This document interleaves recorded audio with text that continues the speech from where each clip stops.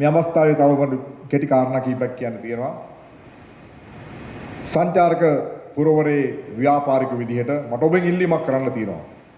ඒ ඉල්ලීම තමයි මේ ප්‍රදේශයේ අපි පහුගිය කාලේ සංචාරක කලාපය බවට නම් කරන්න ලෑස්ති කරා. ගැසට් කරමු කියලා යෝජනා කරා.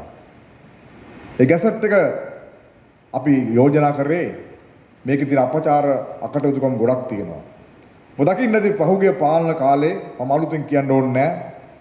මේ වෙරළ උද්‍යානය සමහර දේශපාලකයන්ගේ ජාවාරම්කාරයන්ගේ රජදහනක් බවට පත් වෙලා තිබුණා. අදටත් අපිට බීගමු බීච් පාක් එක ඔවුන්ගෙන් ගලව ගන්න අමාරුයි. අපි නීතිමය ක්‍රියාමාර්ග ගන්න ලෑස්ති කරලා තියෙනවා. එහෙම තමයි මීගමු සංචාරක ව්‍යාපාරය කරේ. සංචාරක ව්‍යාපාරය නාස්ති කරේ. එසා අපි ඒවට පැකිලෙන්නේ නැහැ. ඒ සම්බන්ධව අපි ක්‍රියාමාර්ග ගන්නවා.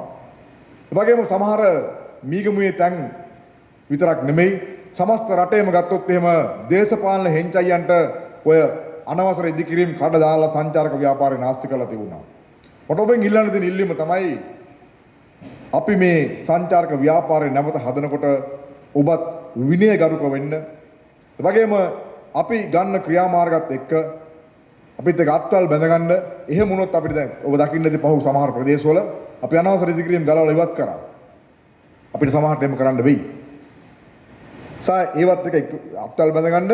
ඒ වගේම අපි දන්නවා ප්‍රදේශවාසීන් විදිහට සැලකිලිමත් වෙන ඕනේ තැනක් තියෙනවා. අපි කරවල බේලන ඒ වාඩියේ ඒ ප්‍රදේශයේ අපිට ඒක දැන් ඇත්තටම සංචාරක ව්‍යාපාරෙත් එක්ක ගැට ගැහෙනකොට ඒක තව ප්‍රමිතිගත කරන්න ඕනේ. තවත් අපි ඒක හොඳ තැනට සංචාරකෝනේ ෆිෂ් මාකට් එක වුණත් අපිට හොඳ තැනට මේක ගේන්න ඕනේ.